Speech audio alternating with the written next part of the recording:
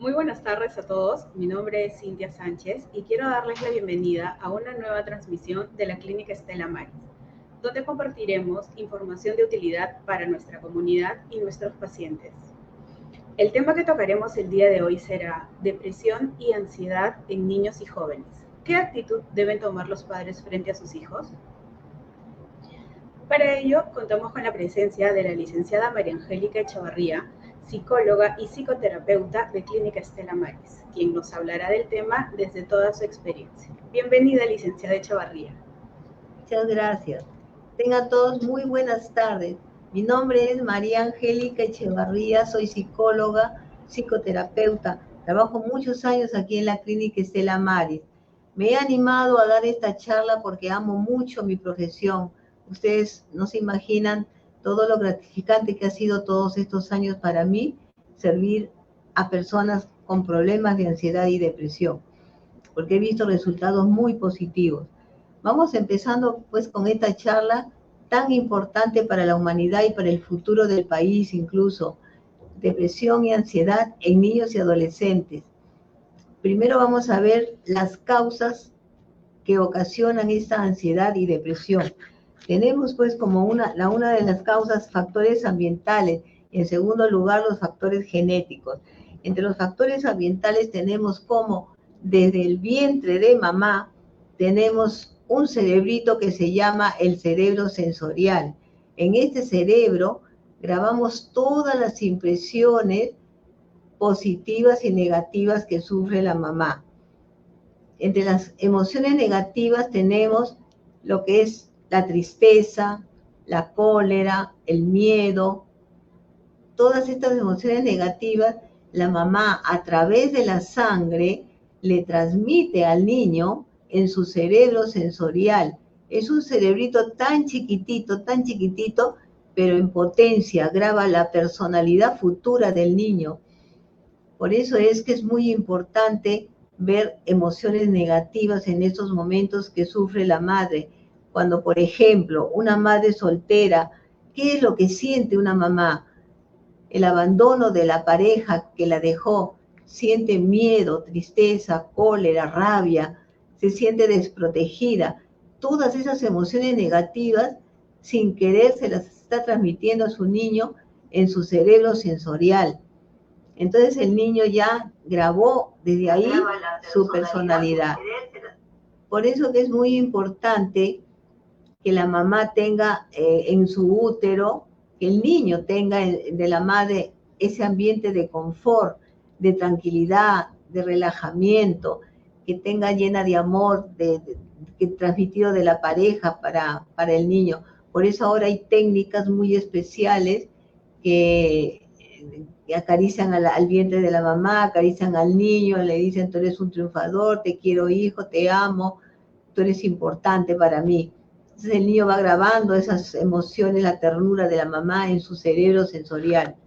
Parece increíble, pero este cerebrito es una potencia que tiene que la madre pues transmitir a su hijo. Tenemos cómo es que el útero representa, pues debería representar un ambiente de confort para el niño, sentir la ternura y el amor. En el parto, cuando se dé el parto, también hay problemas muchas veces cuando el cordón umbilical le llega al niño, ¿no? Lo está como ahorcando, entonces el niño siente una asfixia. Por eso que hay muchas personas que tienen muchos deseos de morir, tienen miedo a morir, ¿no?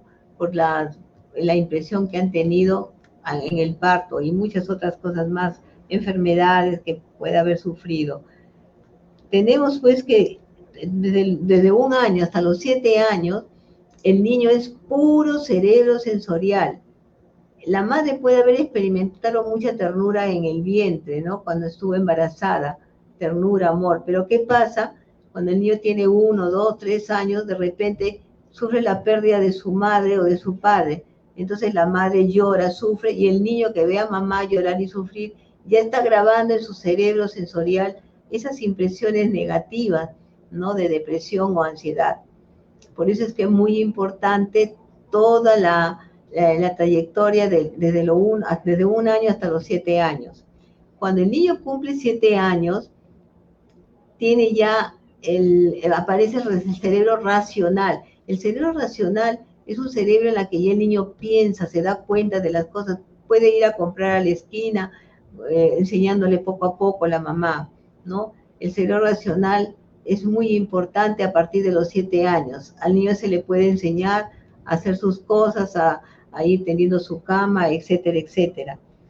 Tenemos pues que en el cerebro sensorial tenemos también que grabamos, después a los 7 años grabamos mecanismos de defensa. Los mecanismos de defensa son muy importantes porque el niño se defiende para no tener esas emociones ahí, las reprime. Ese es uno de los mecanismos de defensa más importantes, el reprimir, empieza a reprimir emociones, entonces al no liberar, empiezan a aparecer síntomas de depresión y ansiedad.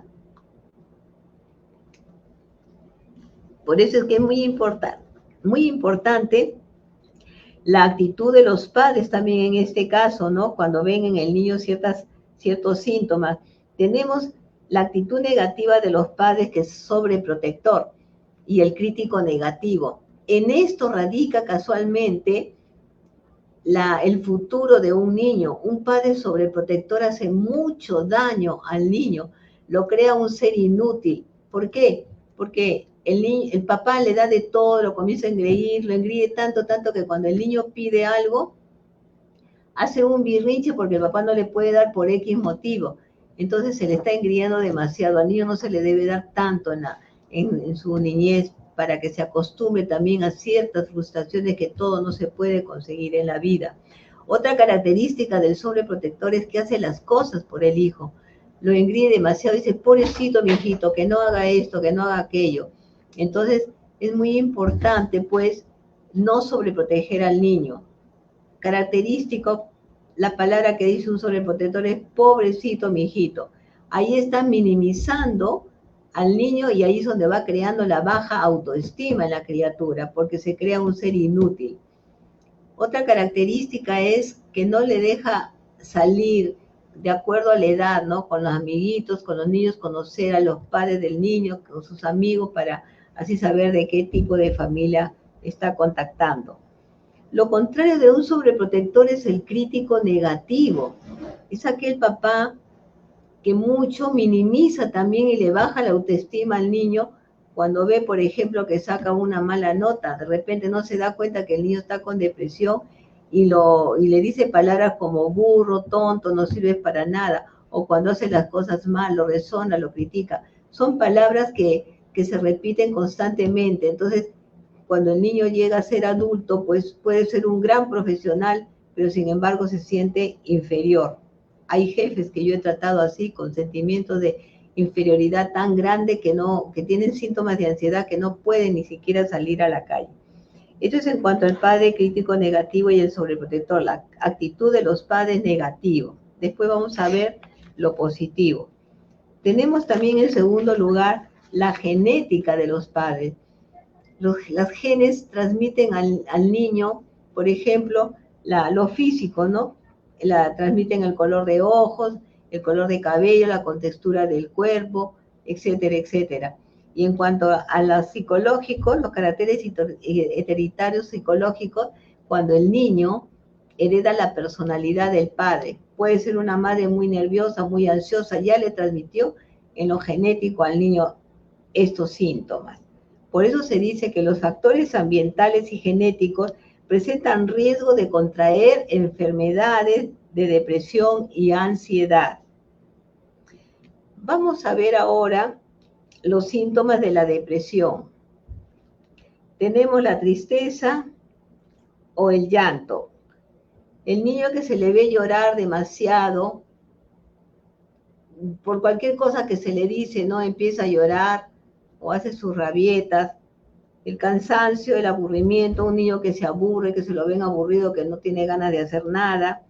Una característica importante es el carácter irritable, las rabietas que el niño siente cuando le niegan algo o cualquier cosa, ¿no? Su carácter irritable es otro síntoma de la depresión. Y la baja concentración es muy importante. el déficit de atención que muchas veces se presenta en el colegio. Puede ser un niño muy inteligente, pero sin embargo, ese déficit de atención que tiene le hace sacar notas bajas, no rinde muy bien, pero como es inteligente pasa de año porque estudia así de una forma muy rápida. Otra característica es el aislamiento, el niño que se aísla, para encerradito en su cuarto, no quiere ni salir a jugar con los amigos. Ese es otro síntoma de la depresión. Otra es, habla como bebe, se engríe demasiado. De todo esto, pues se crea una baja autoestima. Tanto la ansiedad, que vamos a ver ahora los síntomas de la ansiedad, crean una baja autoestima. El miedo, característica de la ansiedad es el miedo. A veces niños que tienen terrores nocturnos no pueden dormir solos, piden dormir con la mamá. Tenemos la taquicardia, el corazón que le acelera, la dificultad para respirar, la sudoración. Todo esto conlleva también a tener mareos, dolor de estómago. Es un niño muy preocupado, de todo se preocupa, está pendiente, muy perfeccionista, porque el padre crítico le creó ese perfeccionismo. Entonces también se da pues la baja autoestima, como les decía. La baja concentración también se presenta en los síntomas de ansiedad. Pensamientos negativos, que también está en la depresión. Todo le parece negativo, tiene miedo de todo, ¿no? Y el papá se va dando cuenta de todo esto, pues ataques de hambre, mucha hambre, es un típico de la ansiedad en los niños o adolescentes. Los tics nerviosos, el niño que está siempre nervioso, agarrándose las manos, mordiéndose los labios, jalándose el cabello. De todo esto, de todos estos síntomas que hemos visto, vamos a ver ahora las recomendaciones. Las recomendaciones, ¿no? En primer lugar, yo diría para mí, los padres protectores y los padres críticos positivos. Un padre protector es un padre lo contrario de lo que es un sobreprotector. El protector tiene los estímulos físicos, los estímulos verbales y una adecuada comunicación. Entre los estímulos físicos tenemos pues cuando el papá abraza a su hijo.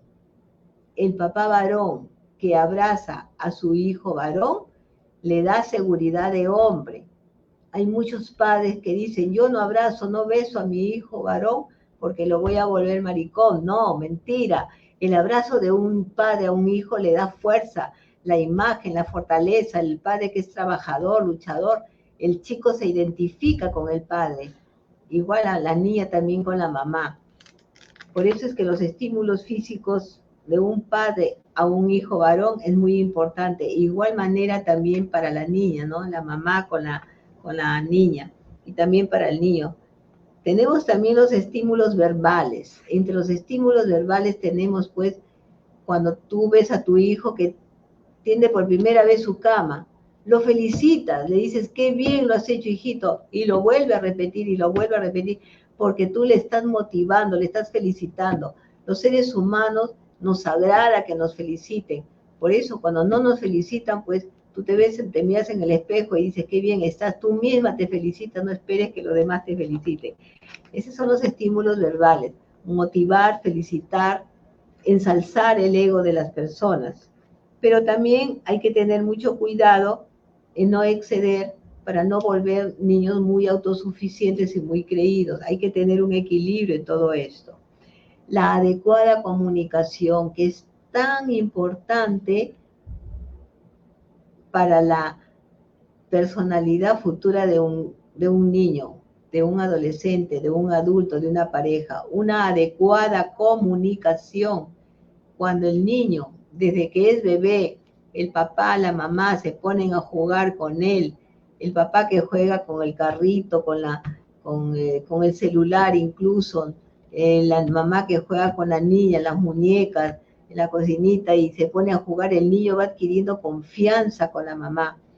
Hay mucha confianza con la mamá, con el papá. Entonces, Cuando el niño va creciendo, tiene un amigo en papá, tiene una amiga en mamá, y le puede contar todas las cosas negativas que suceden en el mundo exterior, como el famoso bullying que está viendo en la actualidad.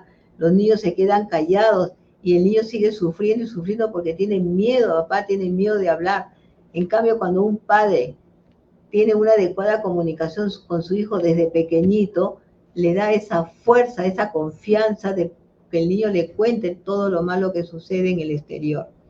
Por eso es que es muy importante esta comunicación para que siempre puedan tener, en la vida adulta tengan esas relaciones humanas con la gente, ¿no? Tenemos también el padre crítico positivo. ¿Cómo es que actúa un padre crítico positivo? Es todo lo contrario de un padre crítico negativo. El padre crítico positivo es aquel que tiene las palabras enérgicas sin gritar. Palabras enérgicas sin gritar. Solamente le dices, un niño, por ejemplo, que tira la sopa, tiene un birrinche, el padre que le dice con el dedo, hijo, si tú vuelves a tirar la sopa, no te voy a dar, te voy a quitar algo que te gusta. Puede ser tu celular, puede ser tu carrito, tu osito, algo que le guste al niño. Y efectivamente, el niño al día siguiente de repente vuelve a cometer el mismo error. Tira la sopa porque está acostumbrado. El padre crítico positivo le dice, mira hijo, has vuelto a tirar la sopa. Y no le está gritando, le está diciendo solamente con el dedo y con una voz enérgica, te voy a quitar tu programa favorito o te voy a quitar tu celular. El padre tiene que cumplir, el papá, la mamá tienen que cumplir tanto con los premios como con los castigos, porque solamente de esta manera se va a lograr que el niño aprenda a obedecer, a respetar a su padre. Porque si lo criticas o le sobreproteges, es lo más dañino que puede haber. Por eso es que es muy importante saber emplear a un padre crítico positivo. Tenemos pues como los premios y los castigos positivos ayudan a que el niño sea estimulado. Por ejemplo, ¿no? Si tú le prometes al hijo, mira hijo, si tú sacas buena nota, nos vamos a ir a un paseo, o vamos a ir, o te voy a comprar tu bicicleta, por ejemplo, o algún premio mayor, ¿no? En lugar de regalarle por regalar, entonces al niño se le va incentivando en esa forma. Ahora, no es necesario siempre comprarle cosas, no acostumbrarlo a comprar cosas, solamente con felicitarlo, o abrazarlo, o decirle, ¿no? Que él es importante, el niño va teniendo una personalidad adecuada. Porque lo inadecuado, el sobreprotector como el crítico negativo, son los que van creando también o aumentando quizás algunos síntomas de ansiedad y depresión en el niño. Tenemos también entre las recomendaciones las técnicas para liberar emociones. Tenemos muchas técnicas, ¿no? Como liberar frente al espejo, crayola, silla, la escritura, el deporte.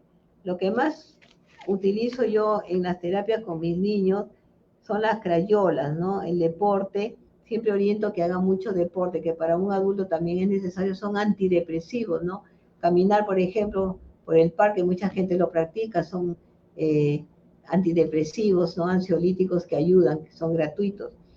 Crayolas en los niños, por ejemplo, les doy la técnica para los niños que son diestros, con la mano izquierda, si tienen un síntoma, por ejemplo, de tristeza o de baja concentración, empiezan a rayar, a botar esa tristeza con la mano izquierda.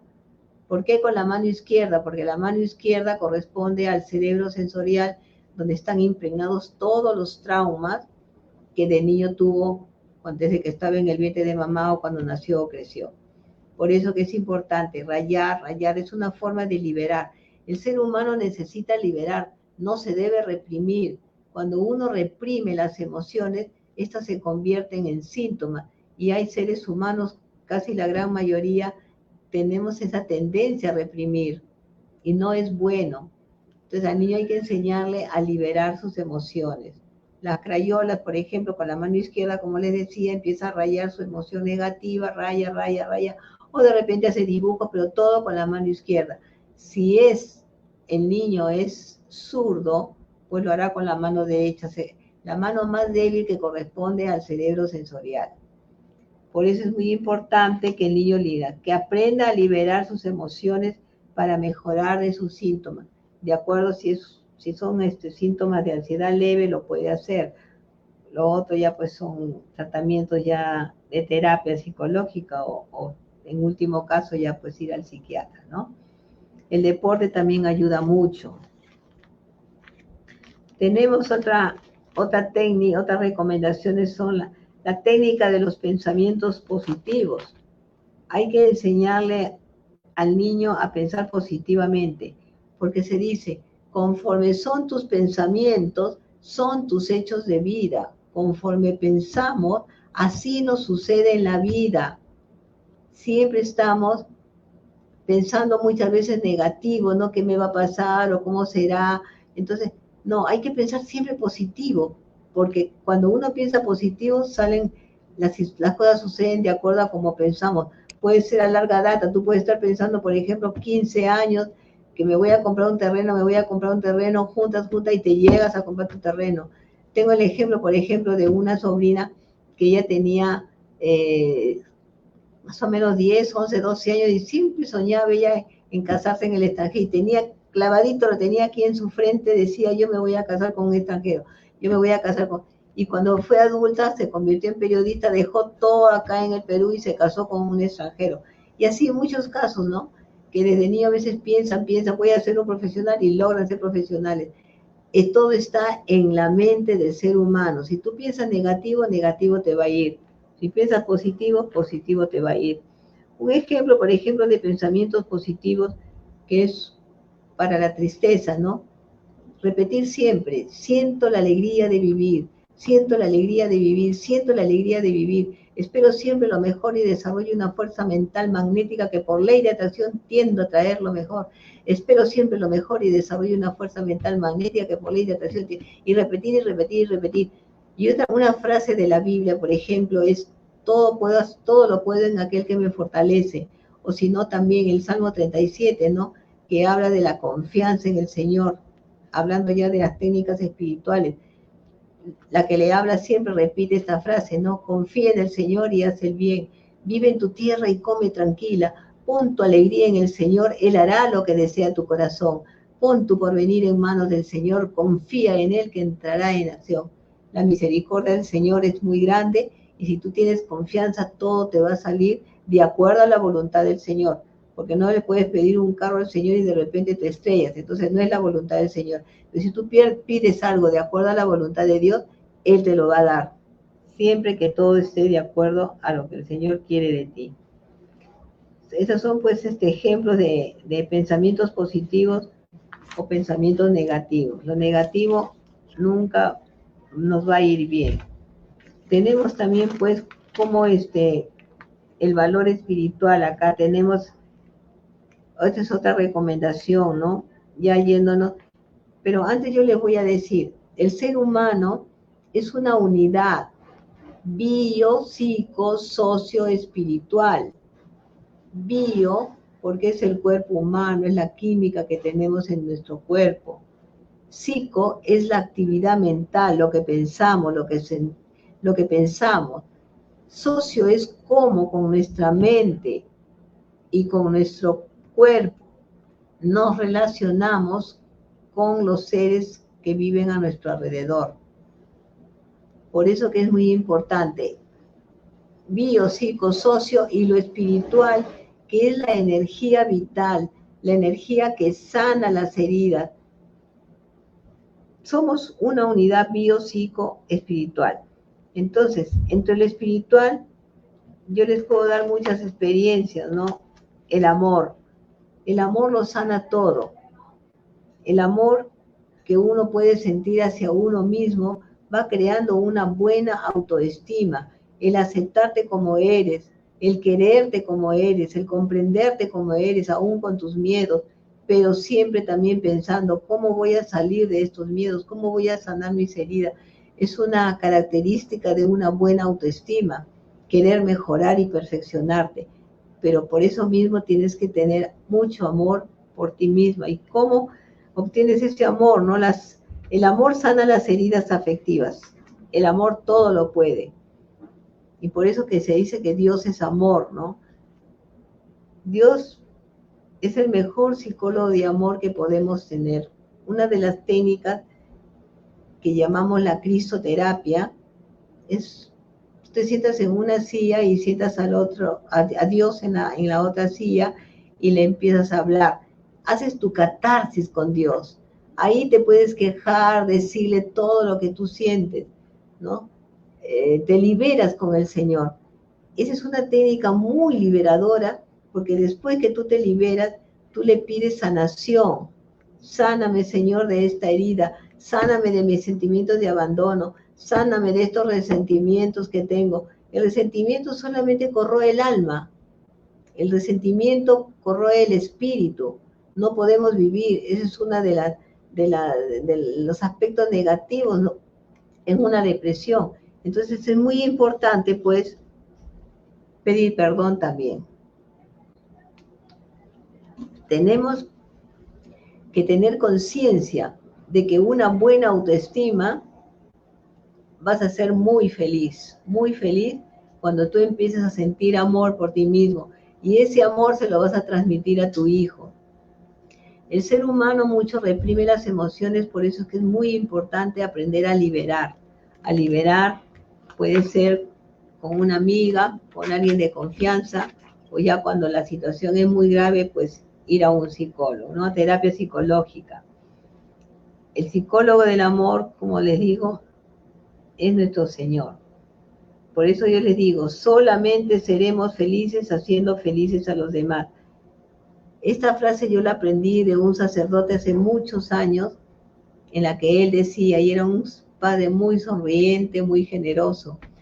Para los que creen en Dios, tanto católicos como evangelistas, la creencia en Dios sana las heridas, purifica el alma, y solamente seremos felices haciendo felices a los demás. Por eso es que es muy importante el valor espiritual en estas recomendaciones que nos han transmitido, pues, a través de los años, la importancia que puede tener en nuestra vida diaria. Seremos unas personas de éxito y felices en medio del sufrimiento. Las pruebas están a diario, las pruebas están en todas partes. El mundo está corrompido en estos momentos. Ustedes ven el mundo político como está. Lamentablemente, es casualmente por estos síntomas de depresión, ansiedad y llegando a lo más grave del narcisismo.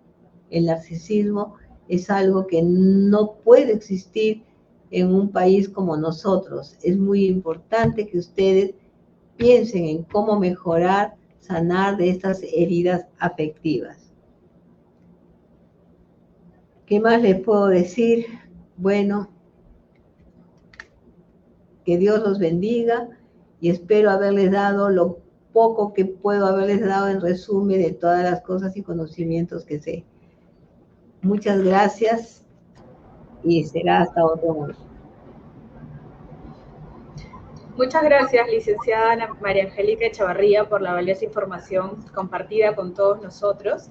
A continuación voy a leer algunas preguntas que nuestros pacientes han ido realizando durante su exposición. Dice, ¿cómo actuar frente a un ataque de ansiedad en un niño? En un ataque de ansiedad ya es algo mucho más grave que una leve ansiedad. Ahí ya hay que asistir a una terapia psicológica, es muy importante, muy importante. El niño aprende a liberar también, ¿no? Y ahí el psicólogo pues le va a ayudar a liberar y a sanar sus heridas para mejorar y no ser una persona ansiosa en el futuro.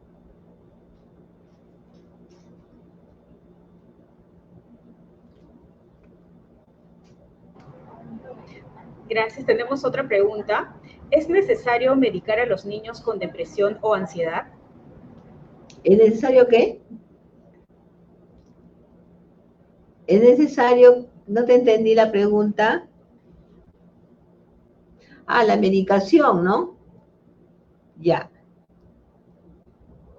No es necesaria la medicación.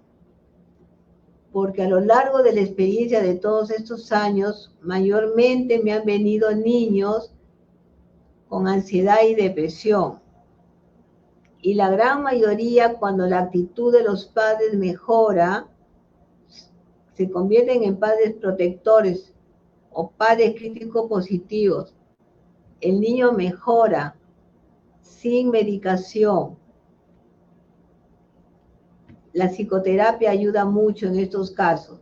Cuando se ve ya que en 3 o 4 sesiones no mejora, entonces ahí se le deriva a un psiquiatra infantil, pues para que le ayude con medicación, pero son ya casos muy graves, cuando hay intento de suicidio, etcétera, etcétera, ¿no?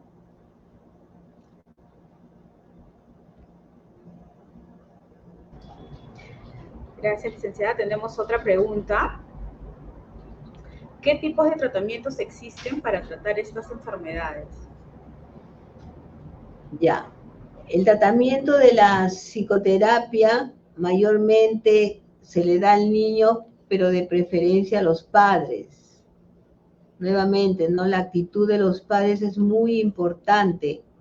Si el niño no va a mejorar si los padres no mejoran, tiene que haber una orientación muy, muy extremada. He tenido la experiencia de muchas veces los padres me traen a los niños y quieren que arregle al niño primero, pero no, yo le digo, primero son los padres.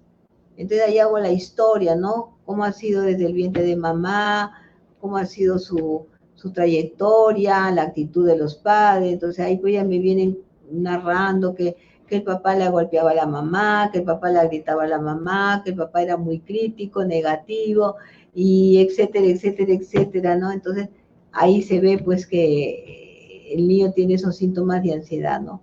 O que también tuvo problemas en el vientre de mamá. Entonces el tratamiento psicológico es muy importante y algunos casos raros que ya yo los he derivado a psiquiatría para que los ayuden, ¿no? Psiquiatra infantil. Bien, tenemos otra pregunta. ¿Las tablets o celulares afectan el estado de ánimo de los niños? ¿No te entendí la pregunta? Sí, le repito. ¿Las tablets o los celulares pueden afectar la conducta de los niños? Por supuesto que sí, por supuesto que sí. He tenido casos, uno de los casos más fuertes que pude haber tenido alguna vez y que verdaderamente que me quedé impresionada, era un niño que desde los 9 años lo dejaban solito en su cuarto con la televisión, la computadora, y el niño pues cuando vino a terapia a los 14 años, vino con amaneramientos, con tendencias homosexuales, ¿no? El niño había grabado, pues, cuando yo conversé con el niño, todo se habló, pues los padres también me informaron que el niño veía, pues, mucha pornografía. Lo dejaban solito en el cuarto, ahí los padres iban a trabajar y se quedaba el niño viendo. Entonces, malora la mente. Al niño hay que ayudarlo, hay que estar detrás de ellos hasta que crecen, ver qué cosa es lo que están viendo. Porque si no, si ven cosas, hay cosas diabólicas también, ¿no? Que maloran la mente del niño, por eso es que hay tantos problemas en la humanidad, ¿no? Sobre todo las personas que tienen mucho dinero.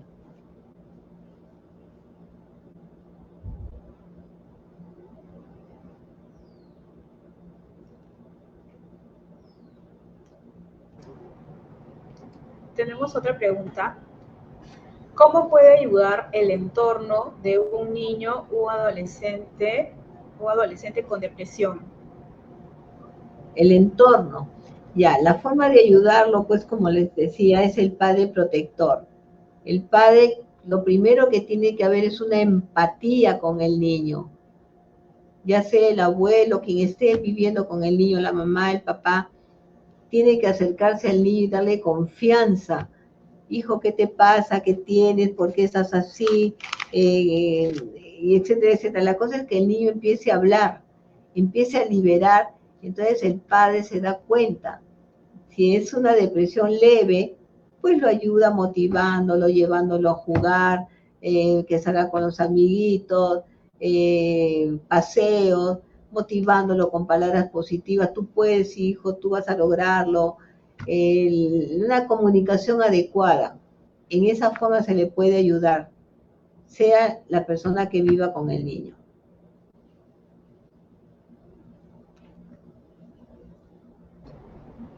Tenemos una última pregunta, licenciada. Dice, ¿qué pasaría si un adolescente es diagnosticado con depresión y no es tratado? Ahí es donde casualmente pues vienen los problemas, ¿no? El ser humano que tiene, el niño que tiene depresión y no es tratado, cada vez estos síntomas van en aumento. Si antes, por ejemplo, no se concentraba, la concentración va empeorando. Yo les digo, el caso de un adolescente, en algún momento me vino pues un señor trayéndome a su hijo ya de 16, 17 años, que no ingresaba, había intentado 3 veces ingresar a la universidad y no ingresaba. Y el niño, este jovencito, era pues inteligente. ¿Qué pasa? Que cuando con él, mira, fue una cosa para mí muy impresionante y hasta ahora lo recuerdo. El niño, el jovencito, ¿no? Vino 2 veces a sesiones, nada más que 2 veces. La primera vez que lo entrevisté, le empecé a preguntar todo y en un momento pues que me empezó a llorar porque me cuenta, pues comienza a liberar que él había perdido a su hermanita a los 10 años y con su hermanita eran como unicantes, pues a todas partes juntos. Y cuando se murió, el papá le dijo, no llores, porque los hombres no lloran. Y el niño reprimió esa emoción por tantos años. Y el chico estaba que lloraba en la terapia y yo lo dejé que llorara todo el tiempo y se fue llorando. La cosa es que el papá me llama en la tarde preocupado y me dice, doctora, ¿qué le ha hecho a mi hijo?